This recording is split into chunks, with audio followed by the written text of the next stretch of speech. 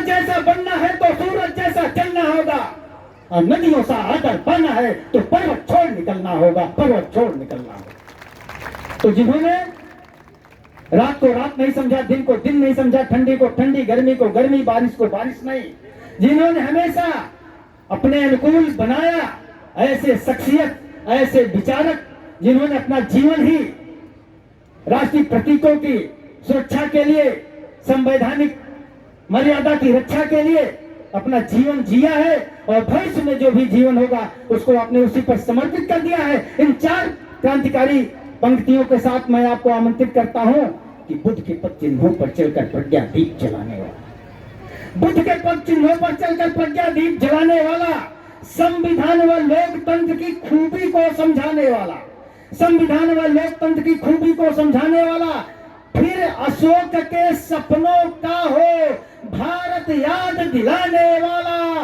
नाम है जिसका सच्चिदानंद, बुद्धा की ज्योति जलाने वाला, बुद्धा की ज्योति जलाने वाला। इस क्रांतिकारी अभिनंदन के साथ सम्राट अशोक क्लब के राष्ट्रीय प्रवक्ता डॉक्टर सच्चिदानंद मौर्य जी, अभी उस तरह की तालियां नहीं बजी, और जोरदार तालियां बजाइए ताकि वो मंच पर अपने आप लोगों के बीच में मुखातिब हों। सम्मानित डॉक्टर सच्चिदानंद मौर्य जी।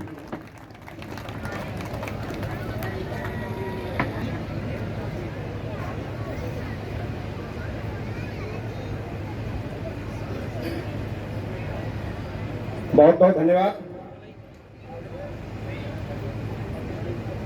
कहते हैं कि जैसे रूप सजने के लिए दर्पण चाहिए, उसी तरह किसी की बात को सुनने के लिए सुनने जैसा मन चाहिए। तो क्या आप लोग सुनने को रेडी हैं? अभी नहीं लग रहा है। अभी तो उधर किनारे दीवार पे लोग ईंटा गिनने में लगे हैं।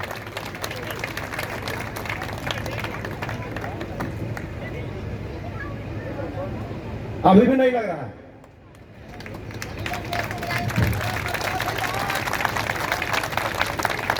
अब इधर बीच में दिखाई दे रहा, लोग शांत से पॉकेट में हाथ डाल के बैठे हो। जब तक पूरे लोग ताली नहीं बजाए तब तो शुरू ही नहीं करूंगा मैं। सबको मैं देख रहा हूं।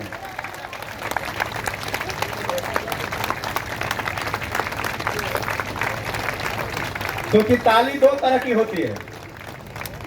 एक ताली ऐसी होती है जो बंद दरवाजे के ताले खोलती है,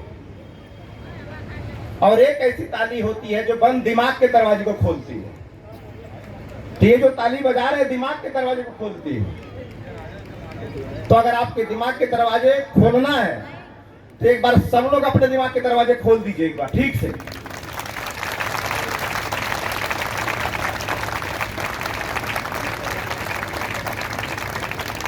बहुत बहुत धन्यवाद। आज का जो दिन है सम्राट अशोक धम्म विजय दिवस, ताली क्यों बजवा रहा था मैं? क्योंकि आज विजय दिवस है। तो विजय दिवस के आदमी मुंह लटका के बैठा रहता है क्या? जीत के आता है तो? अरे लड़े सम्राट अशोक थे, थके वो, हम लोग थोड़े थके हुए हैं। तो विजय पर्व अगर है तो हमारे अंदर विजय का उत्साह भी होना चाहिए। अगर वो एनर्जी नहीं है तो जो दीपक बुझा हुआ है वो कभी बुझे हुए दीपक को नहीं जला सकता है। तो दूसरे दीपक को जलाने के लिए पहले खुद जलना पड़ता है, और दूसरे को खुश करने के लिए पहले खुद खुश होना पड़ता है। तो आज विजय दिवस मनाने हम लोग आए हैं, और अपनी जमीन पर मनाने आए हैं। बोलता है कि आज जमीन पे पांव पड़ते नहीं, आज तो जमीन पे पांव पड़े हुए हैं, अब तो गिरने का भी डर नहीं है। इसलिए मैं बोल रहा था ताली बजाइए। आज हमारे बीच बहुत बड़े विद्वान, शायद पहली बार इस मंच पर इतने अधिकारी बैठे हुए हैं, इतने बड़े अधिकारी, और ऐसे अधिकारी जिन्होंने सम्राट अशोक पे शोध किए हैं। रिसर्च किए हैं, क्योंकि जितना सर्च करना था, जितना खोज करना था, जितना सर्च करना था, भगवान बुद्ध ने कर दिया था। उसके बाद जो करेंगे सब रिसर्च कहलाएगा। तो जितना खोज करना था बुद्ध ने कर दिया था, बाकी रिसर्च चल रहा है। और आज जो कुछ भी खोज हुई है, आज हमारे अधिकारियों के माध्यम से आपके बीच वो बात जाएगी। और मैं भी अपने को बड़ा खुशकिस्मत समझता हूं कि आज आप लोगों के साथ बैठा हूं मैं। तो आप सबके सम्मान में जोरदार ताली होनी चाहिए आप सबकी तरफ से।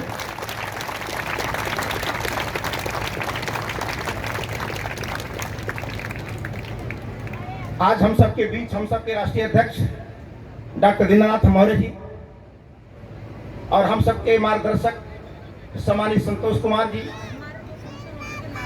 हमारे हेमंत त्रिपुरे जी, जो कभी से मैं उत्साहित हूं आपको सुनने के लिए और वो उत्साहित है मुझे सुनने के लिए। तो जो पहले खत्म करेगा उसको सुनेगा, लेकिन मैं बाजी हार गया, आप ही जीत गए। और डीजीपी सर हमारे बीच बैठे हुए हैं। हम लोग हर साल आपको सुनते हैं और आपने पूरे संविधान को काव्य में बदला है।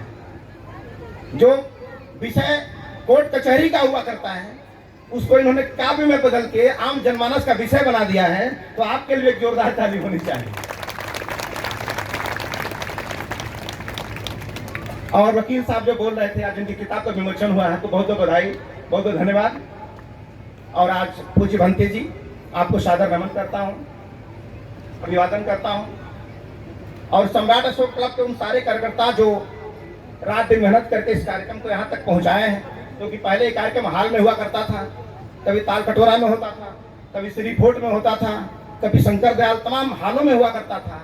अब ये खुले मैदान में आया है, तो हाल में कार्यक्रम करना आसान होता है, लेकिन खुले मैदान में करना कठिन होता है। और उन्हीं इतनी दूर जहाँ कुछ भी नहीं है, तो जाहिर है कि सम्राट अशोक क्लब के सारे कार्यकर्ता बधाई के पात्र हैं। तो मैं चाहता हूँ जोरदार इन सबके लिए ताली बजाना है।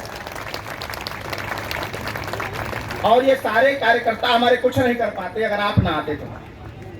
आप सभी लोग एक निमंत्रण पर, एक बुलावे पर आप यहाँ आए हैं हमें विजय पर्व बनाने के लिए। तो आप सब अपने लिए जोरदार ताली, मैं भी इसके लिए सो रहा हूं।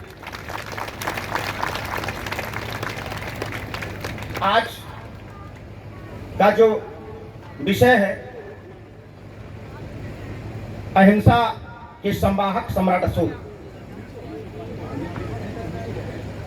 अहिंसा के संवाहक सम्राट अशोक यह एक ऐसा विषय है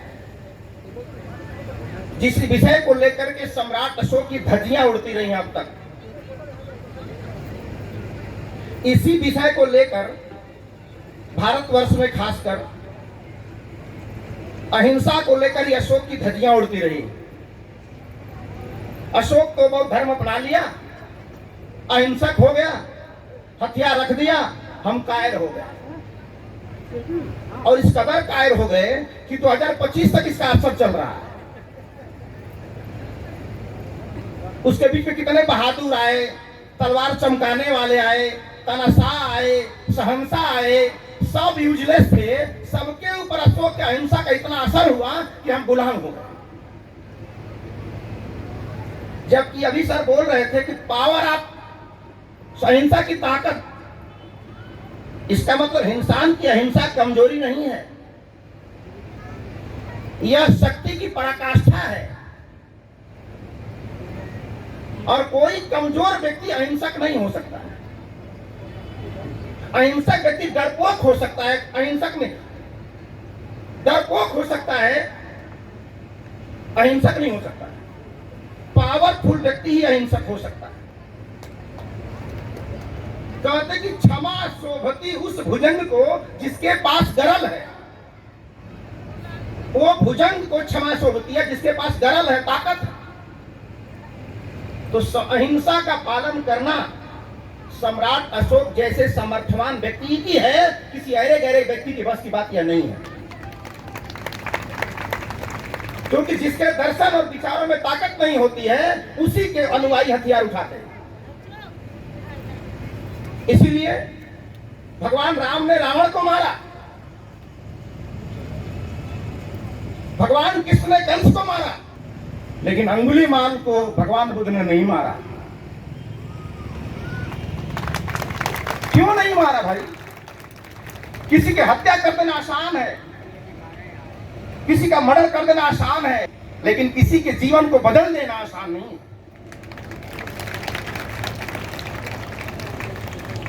किसी हिंसक को अहिंसक बना देना और किसी वेश्या को अरहंत बना देना आसान है क्या? तो कमजोर लोग अक्सर अहिंसा को लेकर अशोक की खिंचाई लोग करते रहे हैं, इसलिए क्योंकि किसी धर्म और किसी परंपरा और किसी संस्कृति के अगर अनुयायी नष्ट हो जाते हैं या उसके व्याख्याकार नहीं रहते हैं तो धर्म संस्कृति भटक जाती है या गलत तरीके से व्याख्या कर दी जाती है। गांव में कहावत है 3-5 करना। ये बड़ा 3-5वां आदमी है, 3-5 करना, ये 3-5 आदमी है, ये 3-5वां आदमी है, 420 से मतलब हेरा फेरी करने वाला आदमी है। मैंने एक समय के बाद कैसे उसकी व्याख्या चेंज कर दी जाती है। आज के जमाने में अनपढ़ गंवार व्यक्तियों कहते हैं लिख लोढ़ा पढ़ पत्थर। कितना पढ़े लिखे हो? अरे हम लिख लोढ़ा पढ़ पत्थर है, माने मूर्ख आदमी। ये तो आज की व्याख्या है ना, लेकिन जिस जमाने का मुहावरा है उस जमाने का सर्वोत्कृष्ट उच्च एजुकेशन के लिए दिया जाता था। ये शब्द लिख लोहा पढ़ पत्थर था और बाद में लोगों ने इसे लिख लोढ़ा पढ़ पत्थर बना दिया। ये अशोक के जमाने का उत्कृष्ट मुहावरा है। उन्होंने कहा कि लिख लोहा पढ़ पत्थर, अगर लिखना है तो लोहे से लिखो, अब तो पढ़ो, क्योंकि मैंने लोहे की कलम से पत्थरों पे लिखवाया। तो ये एजुकेशन की पराकाष्ठा थी, उसको अनपढ़ का चिन्ह बना दिया गया, लिख लोहा पढ़ पत्थर। 3-5 आदमी, 3-5वां आदमी 3-5 करता है, जबकि 3-5 करना उस जमाने का मुहावरा है जब भारत को सोने की चिड़िया कहा जाता था। जहां डाल डाल पर सोने की चिड़िया करती है बसेरा, वह भारत देश है मेरा। जहां आसमान से बातें करते मंदिर और शिवालय, जहां किसी नगर में किसी द्वार पर कोई न ताला डाले। ये ताला कब नहीं पड़ता होगा? इस कवि ने जिस गीत को लिखा होगा, कहीं ना कहीं किसी काल की कल्पना किया होगा, तब ने गीत लिखा होगा। कैसे कल्पना थोड़े कर दिया कि ताले नहीं पड़ते थे। तो जिस गांव जिस गली जिस घर में डेली 3 मतलब त्रिशरण और रोज पंचशील होता होगा, वहां ताले क्यों पड़ेंगे भाई? जहां गली त्रिशरण चलता होगा, 3 और 5 होता होगा, ये 3-5वां आदमी है, मतलब डेली त्रिशरण और पंचशील करने वाला आदमी है। तो जहां गली लोग शीलों का पालन करते होंगे, वहां ताला लगाने की क्या जरूरत थी? लेकिन बाद में संस्कृति का परिवर्तन कर दिया गया। तो जैसे विकलांग का दिव्यांग हो गया, अब पैरवा उसका टेढ़ा का टेढ़े रह गया, उसी तरह ये 3-5 की व्याख्या बदल दी गई। शब्द ऐसे ही चलता रहा, व्याख्याकार बदल दिए। अब बदल दिए तो उसका गलत अर्थ हमारे समाज में चला है। उसी तरह अहिंसा को, चूंकि सम्राट अशोक इसके अनुयायी थे, तो इसका गुणगान करने पर तो बहुत सारे इतिहासकारों ने ऐसा लिखा है, प्रियदर्शी का मतलब मूर्ख लिखा इतिहास में। भट्टो जी दीक्षित एक राइटर है इतिहास के, उन्होंने लिखा कि प्रियदर्शी का मतलब तो मूर्ख होता। अब उसी को हम लोग पढ़ लेंगे, इतिहास में ये लिखा है। अगर प्रियदर्शी का मतलब मूर्ख होता है तो श्रीमती इंदिरा गांधी भी प्रियदर्शनी लिखती थी, तो उसका मतलब क्या मूर्ख नहीं होगा? तो इंदिरा गांधी के लिए बढ़िया बात हो गया, अशोक के लिए खराब बात हो गई। माने हम पिएंगे तो गांजा है, आप पिएंगे तो शंकर जी की बूटी है। माने हम पिएंगे तो गांजा है, नशा है, और आप पिएंगे तो शंकर जी की बूटी है। वो नशा नहीं है। जो किसी धर्म के व्याख्याकार, किसी संस्कृति के व्याख्याकार अगर नष्ट हो जाते हैं तो उसकी संस्कृति भटक जाती है या उसे व्याख्या करके गलत तरीके से परोस किया जाता है। तो आज आप जिस घर में रह रहे हैं, वर्षों बाद, हजारों वर्ष बाद जिस घर में आए हैं, ईमान से वो घर साफ सुथरा मिलेगा। जिस धर्म के अनुयायी आप बने हैं, जिस घर में जा रहे हैं, वो घर भी वर्षों से गंदा हो चुका है। उसमें भी गलत तरीके से व्याख्या करके गलत चीजें डाल दी गई हैं, उसमें सांप छुछुंदर रहने लगे हैं। किया बिच्छू रहने लगे हैं, और बरसों बाद दरवाजा खोलेंगे तो घर रहने लायक नहीं रहेगा। 2000 साल में दरवाजा खोलेंगे तो रहने लायक नहीं रहेगा। उसी आपके घर में रहने वाला बिच्छू ही बरसों साल बाद आएगा तो काट लेगा। वो इन्हें समझेगा कि मेरा मालिक आया है बरसों बाद। तो जिस घर में बरसों रहना छोड़ दिए हैं, उसके शब्द बदल गए हैं, उसकी व्याख्या बदल गई है, उसकी परिभाषाएं बदल दी गई हैं। अब आपका काम है उस घर को फिर से साफ सुथरा करना, अहिंसा की फिर से व्याख्या करना। तो अहिंसा भी एक ताकत है और हिंसा भी एक ताकत है। हिंसा की ताकत है गोला, बम, बंदूक, तलवार, और जो हिंसक हैं वो बम बनाने में लगे हुए हैं, अपनी तलवार में धार देने में लगे हुए हैं। लेकिन जो अहिंसक है उनका हथियार क्या है? उनका हथियार उनका धम्म है, उनका विचार है, उसकी बौद्धिक क्षमता है। तो जो तलवार में धार देने में लगे हैं वो तलवार में धार दें, और हम अपने विचार में धार देने में लगे हैं तो हम विचार में धार देंगे। वो बम बनाते हैं पावरफुल, तो हम धम बनाएंगे पावरफुल। और पूरी दुनिया आगे जाके दो हिस्से में बढ़ जाएगी। अहिंसक एक तरफ हो जाएंगे और हिंसक एक तरफ हो जाएंगे। अनुयायी दोनों तरफ रहेंगे। किसी को गोली बंदूक अच्छा लगती है, किसी को शांत रहना अच्छा लगता है। लेकिन जो हिंसा के अनुयायी होंगे वो बम बनाएंगे, वो बम की ताकत बढ़ाएंगे, और जो अहिंसा के अनुयायी होंगे वो धम्म की ताकत बढ़ाएंगे। और एक तरफ बम लेकर खड़े होंगे और हम लोग एक तरफ धम्म लेकर खड़े होंगे। और बम में और धम्म में जब भी लड़ाई होगी, तलवार और विचार में जब लड़ाई होती है तो तलवार हमेशा हारता है और विचार हमेशा जीतता है। लेकिन विचारों की ताकत बरसों बाद लगती है तैयार करने में, और तलवार की ताकत तुरंत पता चल जाता है। अभी गर्दन काटेंगे तुरंत कट जाएगा। तो तलवार की ताकत तुरंत समझ आती है, लेकिन एक चौपाई मात्र लिख देने की वजह से अब सदियों सदियों के लिए शूद्र हो जाते हैं, यह पता नहीं चलता। तो सम्राट अशोक उन विचारों को धार देने में लगा हुआ है। अभी सर ने कहा कि ये भीड़ तैयार नहीं कर रहा है, भीड़ की आंख नहीं होती है, जागरूक लोगों की आंख होती है। लेकिन जागरूक होना और उग्र होना में अंतर होता है। जागरूक होना और उग्र होने में अंतर होता है। तो लोग जागरूक तो हो रहे हैं, लेकिन सही तरह का नॉलेज न होने की वजह से, अपने अबोध के कारण, अपनी अज्ञानता की वजह से उग्र हो जाते हैं। तो सही बोलकर भी उग्र होने पर जेल चले जाते हैं। क्योंकि आपको ध्यान रखना है कि कौन सी बात कब कहां कैसे बोलना है। अगर समझ नहीं होगी तो कोई झूठ बोल के प्रधानमंत्री हो जाएगा और आप सच बोल के जेल चले जाएंगे, क्योंकि आपको समझ नहीं है कहां क्या बोलना है। तो सम्राट अशोक का जो धम्म दिवस है, यह विषय अहिंसा है।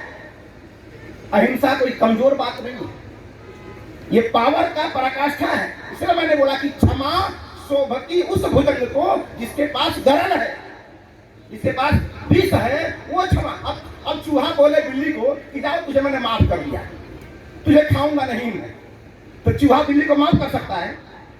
पावर नहीं उसके पास। बिल्ली चूहे को माफ कर सकती है क्योंकि वो खा सकती है, उसको क्षमता हो, और न खाए तब उसे क्षमा करना बोलते हैं। पावर ना हो तो क्या क्षमा करेगा? तो अहिंसा को पालन करने की क्षमता दुनिया में सम्राट अशोक जैसे समर्थवान व्यक्ति के बस की बात है, गहरे गहरे किसी व्यक्ति के बस की बात नहीं है।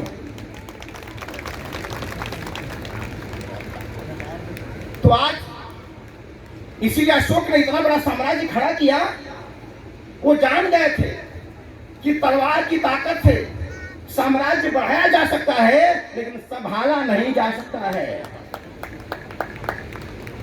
तलवार की ताकत से साम्राज्य बढ़ा सकते हैं, लेकिन संभाल नहीं सकते। उसे संभालने के लिए निष्ठा की ताकत होनी चाहिए। निष्ठा की ताकत। आप यहां चले आए हैं अपना किराया लगा के, अपना भाड़ा लगा के, आपने टेंट लगाया, आपने मंच लगाया, वो कौन सी बात है जो ये सब करने के लिए मजबूर कर रही है? क्या कोई बंदूक से डराया आपको कि हाँ नहीं आओगे तो गोली मार देंगे? किसी ने कहा क्या? तो आप बिना बुलाए आए, व्यवस्था बनाए, सब कुछ किए। ये निष्ठा की ताकत है, निष्ठा का पावर है। और तलवार की ताकत से किसी व्यक्ति के शरीर को जीत सकते हैं, लेकिन मन जीतने के लिए तो निष्ठा होना चाहिए। और निष्ठा तब पैदा होगी कि कथनी और करनी में फर्क नहीं होगा। सम्राट अशोक ने जैसा बोला कि समस्त प्रजा हमारी संतान है, अब ये बोलते रहने से कैसे हो जाएगा? अब 2 करोड़ नौकरी हर साल दूंगा, बोल दिया। अब कब मिलेगी पता नहीं। इसका मतलब जैसा राजा बोल रहा है वैसा प्रजा में कर नहीं रहा है, तो भरोसा पैदा नहीं होगा। लेकिन अशोक कहते हैं कि समस्त प्रजा हमारी संतान है, इसका मतलब कि संतान और बेटा, माने संतान और बाप के बीच में संबंध है वो निष्ठा के आधारित होता है। और जब संतानों ने कह दिया, इसका मतलब जनता की पूरी जिम्मेदारी ले लिया कि कैसे जनता स्वस्थ रहेगी, कैसे खाएगी, कैसे पिएगी, पूरी जिम्मेदारी ले लिया। यानी समस्त प्रजा हमारी संतान है। और आज का राजा बोलता है कि तू तो परम पिता परमेश्वर की संतान है, जिम्मेदारी मुक्त हो गया, काम खत्म। ऊपर वाला जाने क्या होना है, रंग जो चाहे वही होना है, आदमी को खिलौना है, खेला बैठ के। सबका मालिक ऊपर वाला कैसे है भाई? ऊपर वाला ही करना होता तो फिर चुनाव क्यों होते, वोट क्यों होते, चुनाव संसद क्यों जाते, विधानसभा क्यों बनता, जब ऊपर वाला को करना होता। तो नीचे वालों ने आपको ऊपर इसीलिए भेजा है कि जो बोलो वो करो। तो आपको ऊपर भेजे तो आपको ऊपर वाला खुद ही हो गया, आपको ऊपर वाला कौन है? तो अशोक जब कहते हैं कि समस्त प्रजा हमारी संतान है, तो पूरी जिम्मेदारी अपने ऊपर लेते हैं। और आज का राजा बोलता है कि तुम तो परम पिता परमेश्वर की संतान हो, तो जिम्मेदारी से मुक्त हो जाता है। हमें कुछ नहीं करना है। कोई ऑक्सीजन के अभाव में कोई व्यक्ति मर गया तो इस सरकार की कमजोरी थोड़ा है, वो तो उसकी किस्मत में लिखा क्यों मर गया? उसकी किस्मत में लिखा था कि ऑक्सीजन खत्म हो जाएगा, ऐसे ही तुम मरोगे। तो अब सरकार का क्या दोष है इसमें? सरकार का दोष तब होगा जब सरकार समस्त प्रजा की जिम्मेदारी लेगी। तो जिम्मेदारी तो अशोक ले रहे थे कि समस्त प्रजा मेरी संतान है। और संतान कहने के बाद जानते हैं क्या होता है? लड़का तो बीमार पड़ गया तो क्या बोलेंगे? टाइम नहीं अस्पताल जाने का, या 12 बजे रात में जाऊंगा? नहीं, 1 बजे रात को लड़का बीमार हो जाएगा। 1 हफ्ते का लगातार जगे हुए हैं, फिर भी बेटा बीमार होगा तो 12 बजे रात में जाना ही पड़ेगा। इसलिए अशोक कहते हैं कि जनता के सुख दुख की सूचना प्रतिवेदक मुझे जब चाहे तब दे सकता है, क्योंकि समस्त प्रजा मेरी संतान है। भाई संतान में कोई टाइम नहीं होता कि 12 बजे टाइम नहीं, मोबाइल ऑफ हो गया मेरा, ये टाइम नहीं है, 10 से 4 टाइम है। तो जो राजा जनता को अपनी संतान मान लिया तो टाइम खत्म, टाइम बाउंड खत्म। जब जनता को दुख होगा तब राजा तैयार होना चाहिए। अगर तैयार नहीं है, इसका मतलब हम सरकार के वोटर हैं, संतान नहीं है।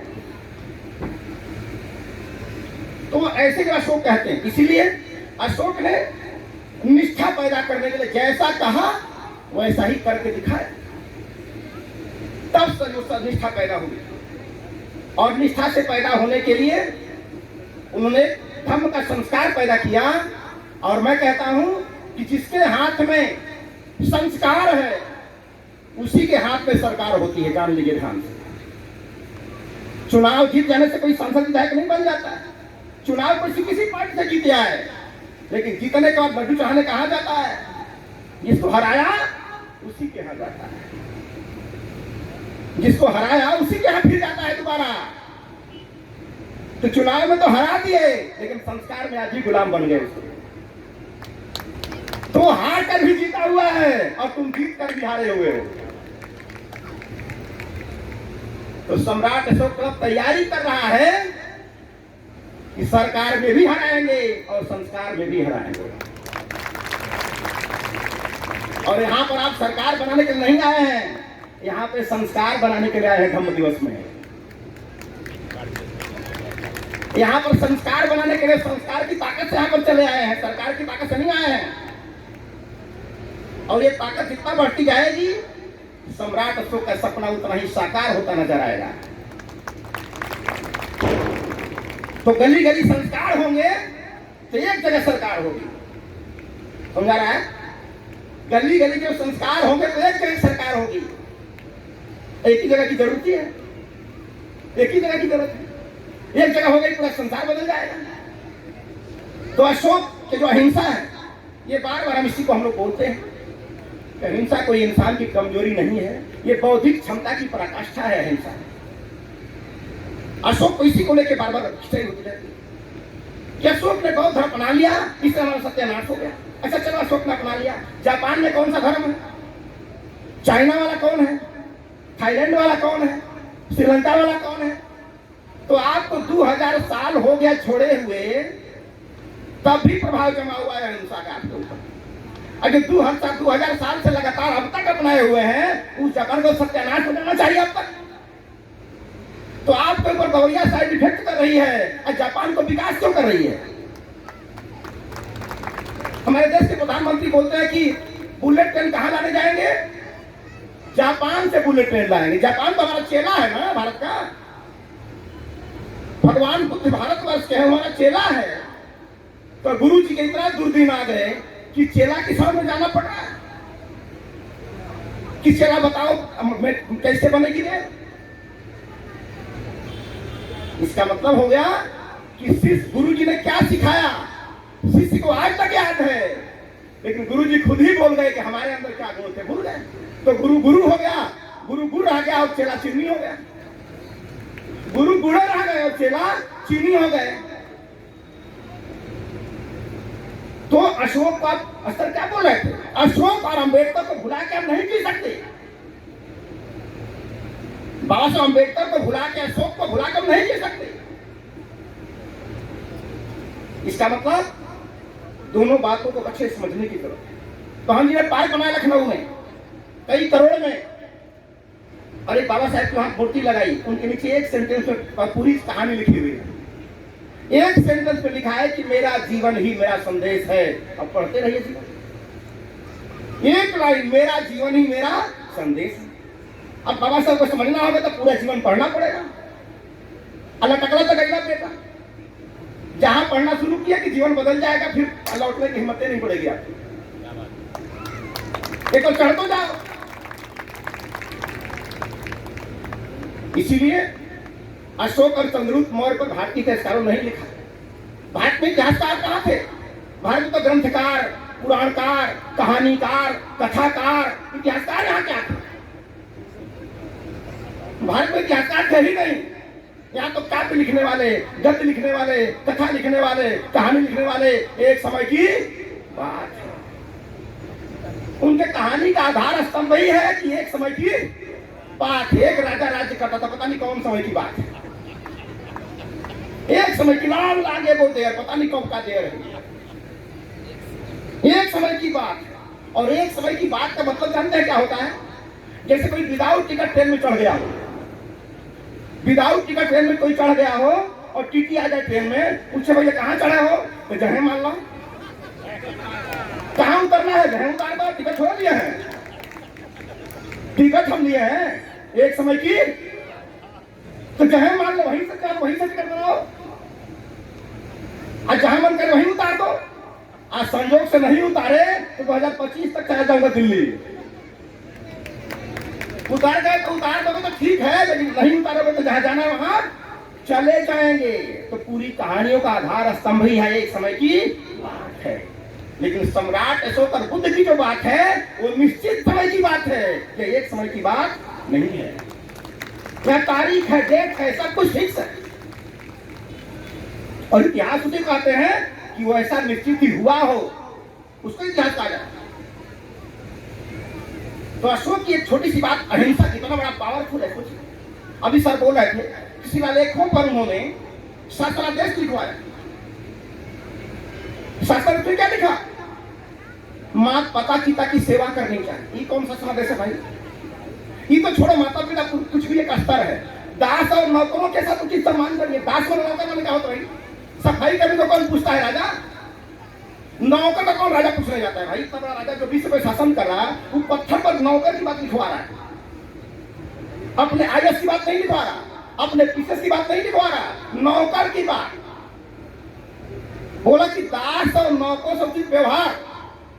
इसका मतलब जिस राजा के नजर में नौकर तक है, वो राजा विश्व विजयी नहीं होगा तो क्या होगा?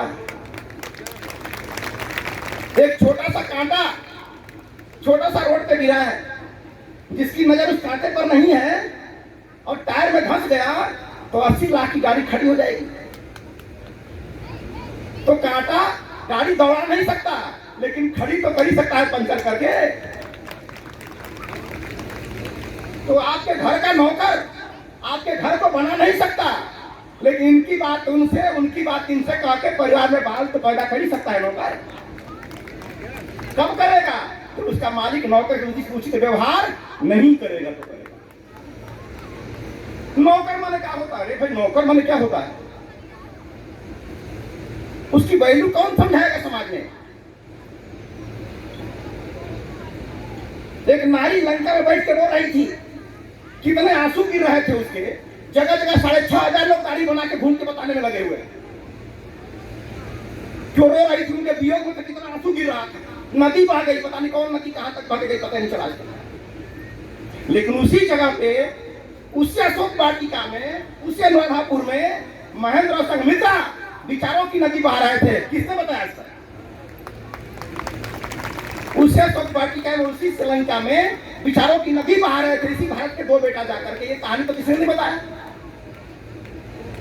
हम बचपन में कहानी सुनते थे, नानी कहानी कहती थी, एक राजा रहे तो राजकुमार को बोला कि ये बूटी लेकर आओ कि तेरा कल्याण हो जाएगा। बूटी कहाँ मिलेगी? कहीं से खोज लाओ। लेकिन खोजने जब जाना बूटी को, तो पूरब जाइए, पश्चिम जाइए, उत्तर जाइए, दक्षिण मत जाइए।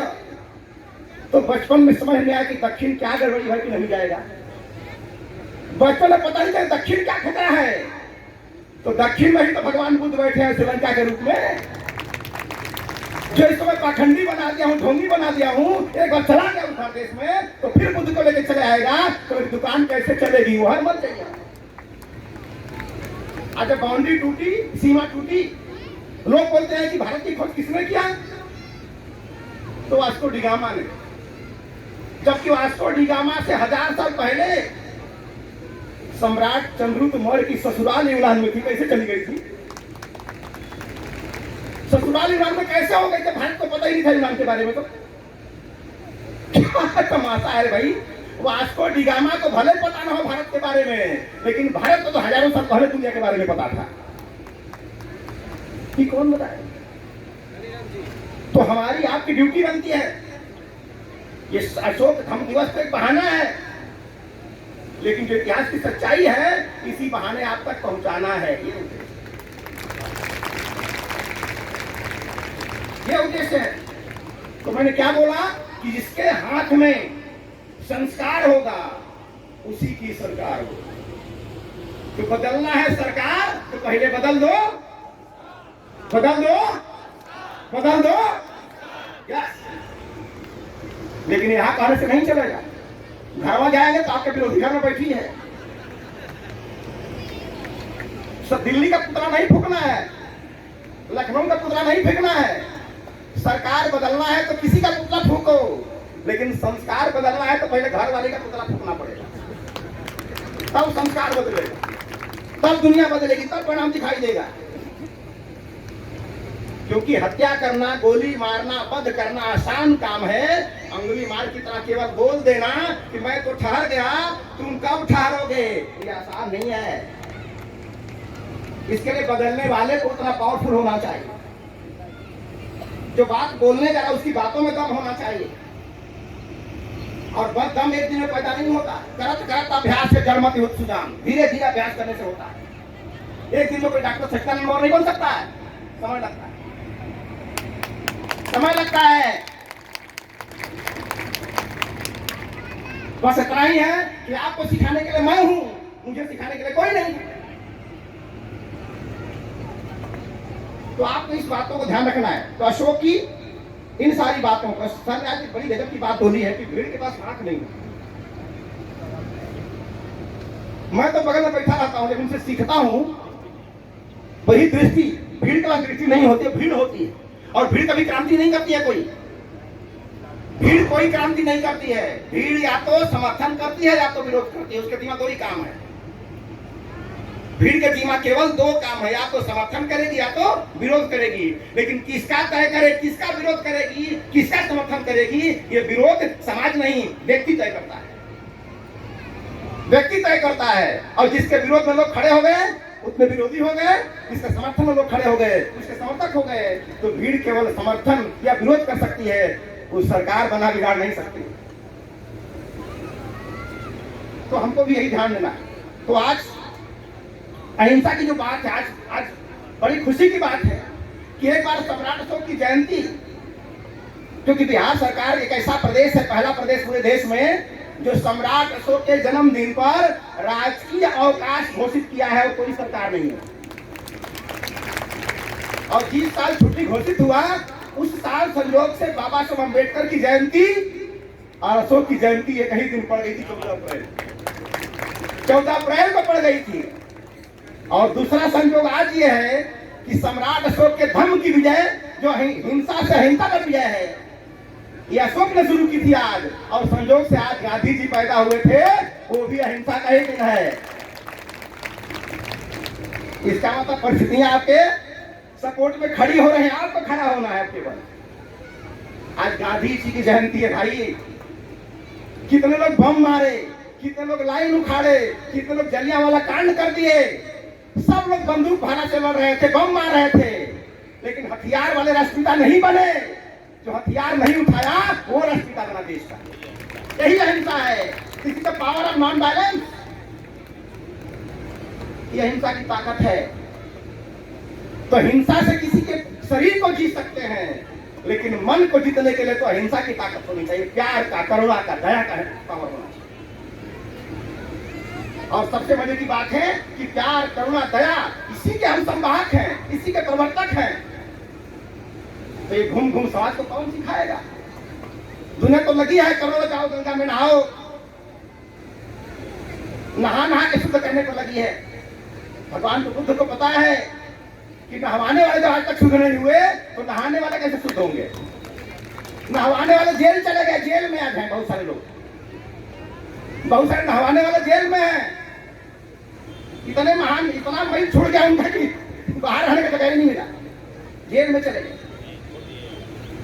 तो आपको इन सारी, तो हमेशा जब भी होता है तो हथियार, अच्छा सुनिए, अगर अहिंसा का बात होती तो हमारी जो सेना है भारत पर जो खड़ी है बॉर्डर पे, वो कौन सी सेना?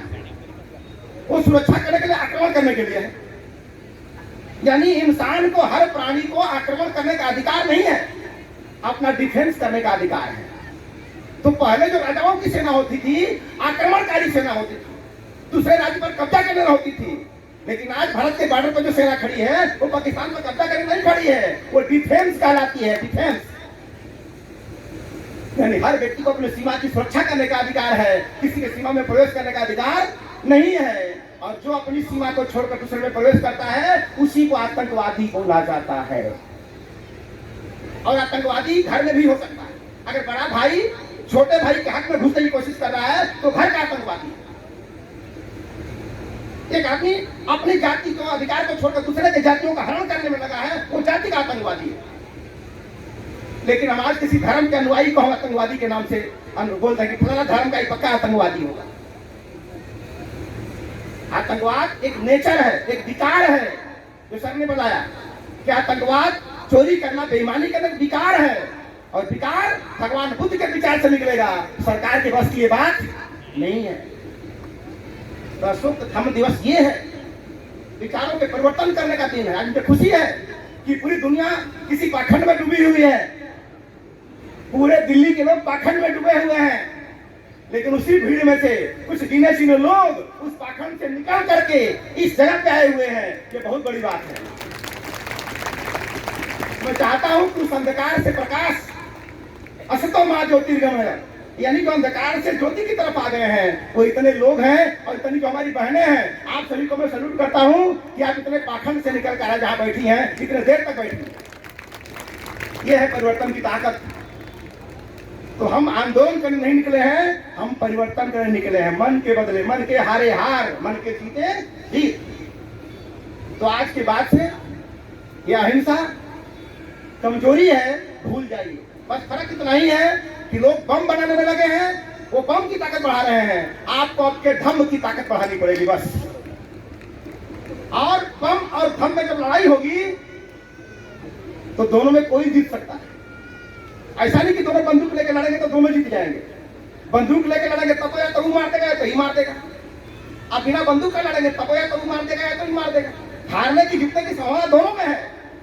लेकिन संजोग से अगर उधर बम है इधर धम्म है, और संजोग से अगर धम्म वाला जीत गया तो जीतने वाले का भी कल्याण हो जाएगा और हारने वाले का भी कल्याण हो जाएगा।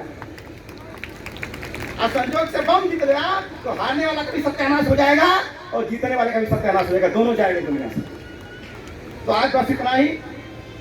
मुझे उम्मीद है कि जो अहिंसा की पावर है, अहिंसा से प्रेम पैदा होता है, करुणा पैदा होती है, मैत्री पैदा होती है, और जीने की भावना पैदा होती है, और अहिंसा से दुश्मनी पैदा होती है, प्रतिक्रिया पैदा होती है, और प्रतिशोध की याद पैदा होती है, जो समाज में दिन पर दिन अशांति का माहौल पैदा करती है। और अहिंसा दिन पर दिन शांति लाती है। और अंत में चाहे युद्ध से हो चाहे बुद्ध से हो, इंसान को तो शांति ही चाहिए।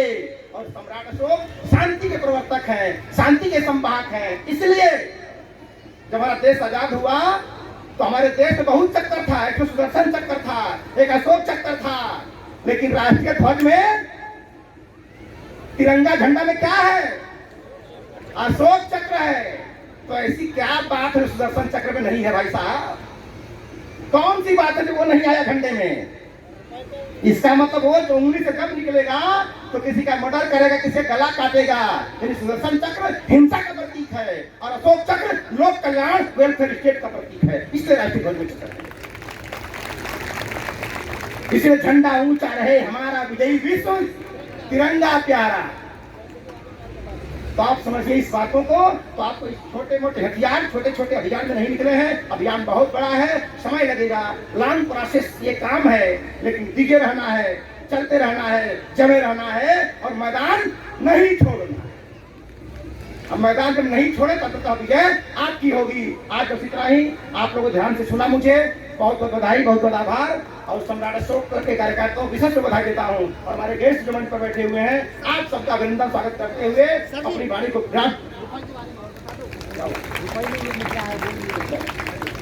तो हुआ इस तरह से बहुत बधाई देते हुए धन्यवाद। अब एक बार सत्य में